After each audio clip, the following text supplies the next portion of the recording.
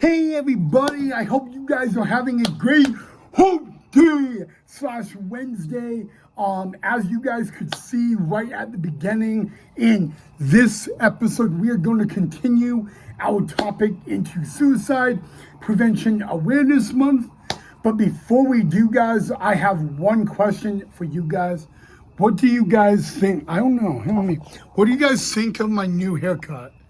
I mean, I went to sport clubs today, and boy, did they do a good job. I love my new haircut. There we go. Okay, so, all right, guys. So, yes, guys, in this episode, I'm going to talk about what you can do to help someone who is suicidal or thinking about that.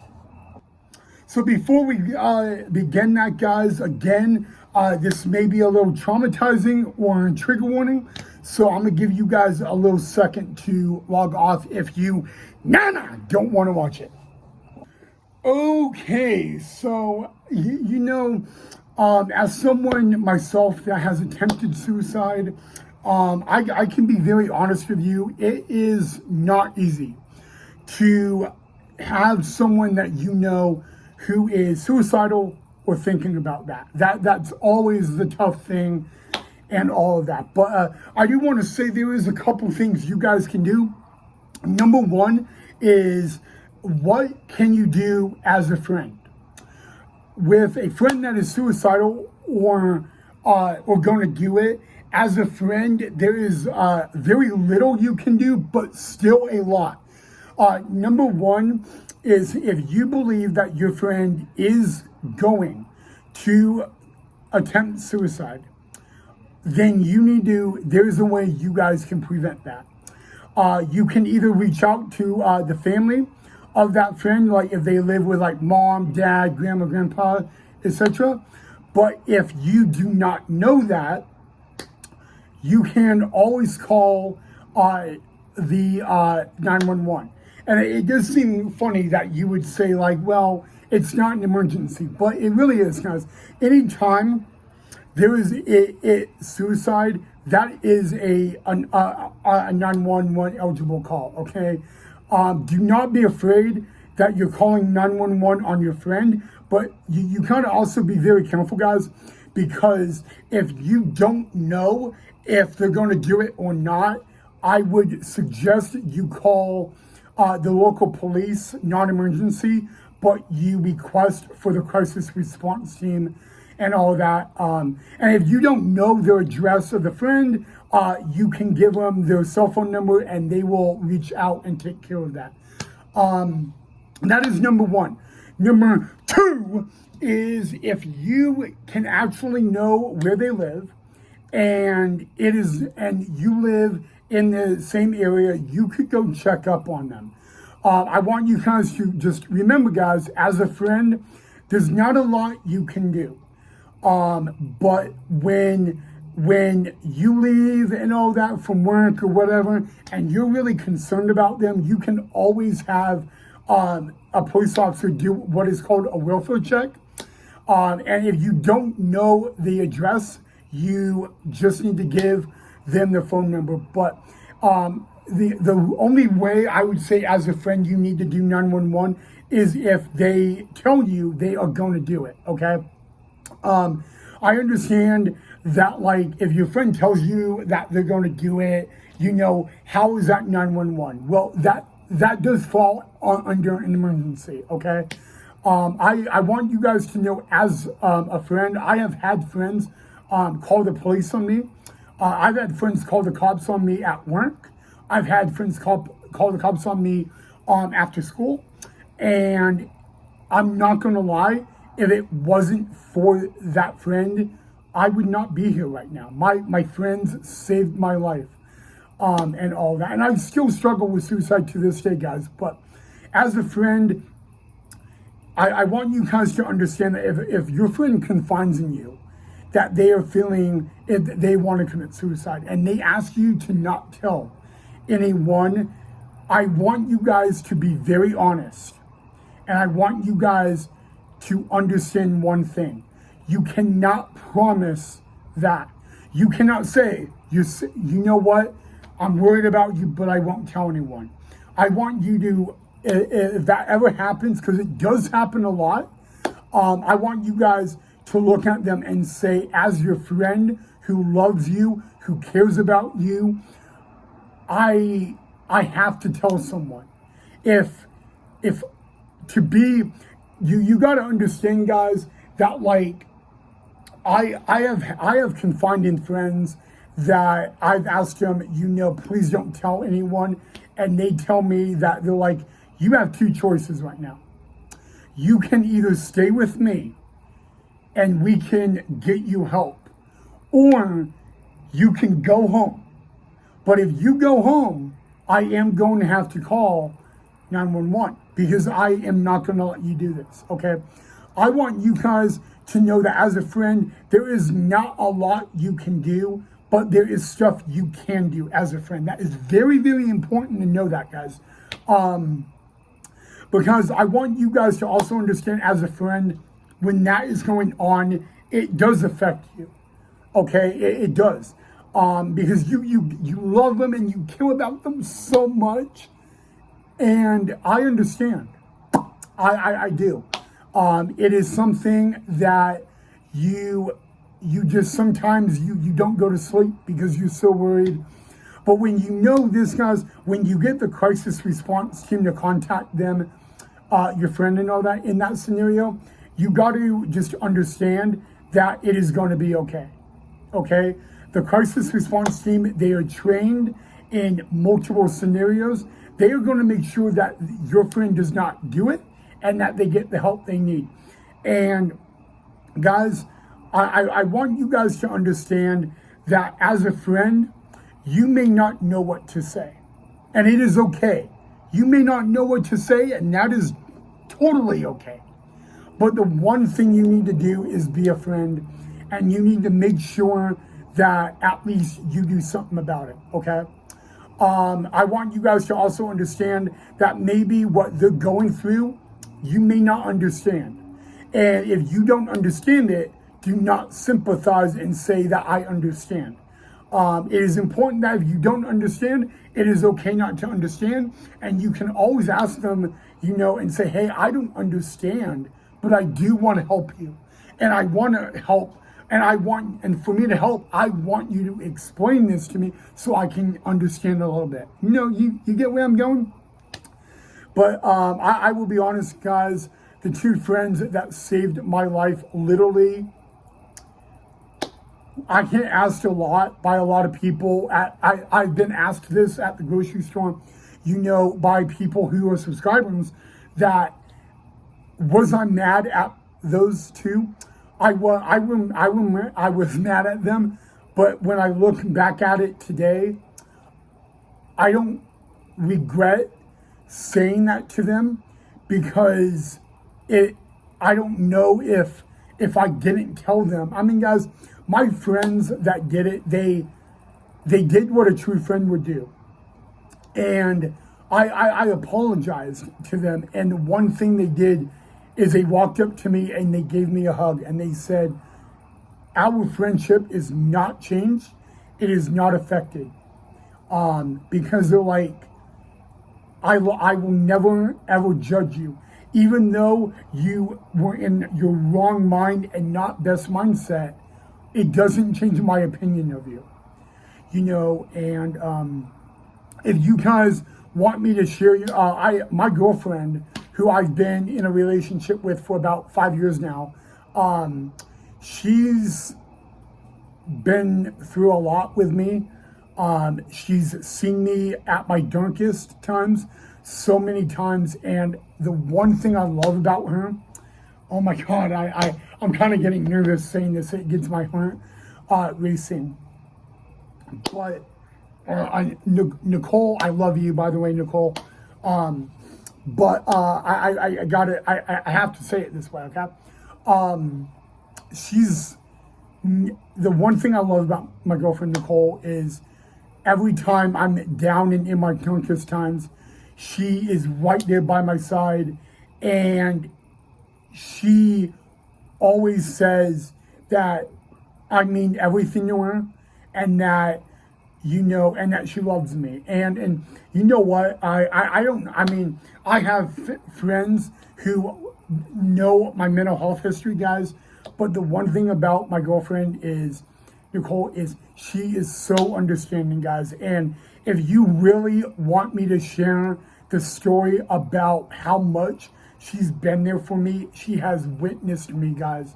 I'm gonna be honest with you. She has witnessed me want to end my life, and she has been there. And if you want me to share that story at the end of the month, let me know. I'm happy to share it. But let's move on to family. Okay, guys, for someone that is suicidal, it doesn't just affect them, it affects friends and family, all right? As a family, it is there's a lot more you can do because you have that like control and all that. I want you guys to understand, though, it is important that you know the suicide hotline. It is important that you know the crisis response team. It is also important that you use the ER. I will be very honest with you guys. Being in the ER for suicide is not fun. It's nothing to write home about. But when they are in the ER, they are going to be safe, and there is no way they're going to be able to succeed. All right. Taking someone to the ER because they are suicidal is sometimes the best thing you can do, because they will get medicated, they will get the help they need, and they will not be able to attempt it. Okay. I've gone through this experience numerous times. It is not a fun experience, but it is sometimes the only way to keep them safe. Guys, please understand, suicide is not a joke. It is taken very seriously. I take it very seriously, especially that there are times to this day I still struggle with it. But for any of you guys that are watching this that may be feeling suicidal, like I have said before, you are worth it. Your life is worth it. I don't care what people say about you. You're worth it. Okay? And you know, we all have issues. We all go through problems. We all go through dark times, great times. Okay? And the one thing I can say is, when you're in your lowest part of life, where you feel like nothing matters, you'll be surprised how many people are right there with you. And they'll support you. Maybe your Facebook friends that you've never met, they may be there for you because you know what? They care about you. So the best thing about being in your darkest and lowest of times is you will see how many people care about you. You'll see the amount of people that will always be in your corner no matter what. And you know what? It sounds weird to say that you're in your lowest of times, and all these people that you may not really know really well are in your corner. And they're not even judging you. But guys, when someone is suicidal, guys, it can be very tough for them to talk about it. And I understand that it is triggering, it is tough to talk about, but if they're opening it up to you, it is because they trust you. They have full trust in you. And I would ask you guys that you don't overreact, and maybe it's not like threatening them with like calling 911 or the hospital. It is just promising them that you love them, you are going to get through this with them, and you're going to be there every step of the way. Even when they don't want you there, be there for them. But please understand that go with your judgment. If you need to take them to the ER, please take them to the ER. If you need to call the police or the crisis response team, please do. The crisis response team are not just police officers. They have psychiatrists on duty with them. So when a crisis response team comes for that individual will be able to talk with some police officers and a psychiatrist on what to do. But please understand, guys, that if someone is telling you something where you are now concerned about them, I want you to not ignore that, okay? I want you to understand, guys, that most people commit suicide for a lot of reasons. Bullying is definitely a high one. Another high one, guys, is because someone very close to them they have lost. That can be a pet, that can be a friend, that can be a family member, and all that. But as weird and as creepy as this actually sounds, sometimes it can be because of a song that they listen to that gets them in that moment. And I want you guys to understand there are songs out there that are really, really good songs, but they can affect someone's mood. And that is very important to know that. It's happened to me. It's happened to other people that are close to me. But guys, there is so many people I could thank. And I will ask, at the end of the month, guys, I will be naming all those people I will thank and all that. And it's a lot of people, so bear with me. But I just ask you guys to help someone with suicide, guys. To help someone is the number one thing is to make sure you know they're safe. As a friend, it's tough to tell. But guys, as a friend, maybe you're a coworker. As a coworker, if your coworker ever confides in you that they're thinking about suicide, you need to report it right away. Not because they're going to get fired, but because you care about them. Okay, I have never heard of an experience where a coworker does not report it, guys. You need to understand, guys, that it's not your place to judge. But guys, I'm just asking you take it seriously. Don't overreact. Guys, when you overreact or you raise your voice a little bit when they tell you, it's probably the worst thing you can ever do. And all that. So I just want you to understand that, remind them that they are loved and that they matter. And that you're going to be there every step of the way. Even if you're a friend, I know it can be tough that you're going to be there every step of the way. Because when they're in the hospital, you can't be there. But you know what you can do if they end up in the hospital? Is you can write a letter to them, get it to their family so they could get that letter. You can pray for them and all that. And I know that doesn't seem like a lot, but there's a quote that goes in this: the little things go a long way. And just remember this, guys. You could be the reason that you saved their life. Okay, remember that. Remember that if you don't report it, they may do it.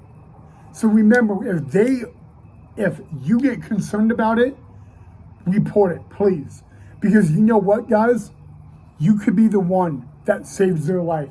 You can be the one that gets some help. You could be the one, even though they may not like you for it, later on down the road, they will want to come up to you, hug you, and apologize and thank you. And guys, I've had to do that with my friends. And I'm so thankful that my friends, hugged me back and all that. I have the best friends in the world. And there is so many law enforcement officers, guys, that have helped me along the way. So many law enforcement officers that I have.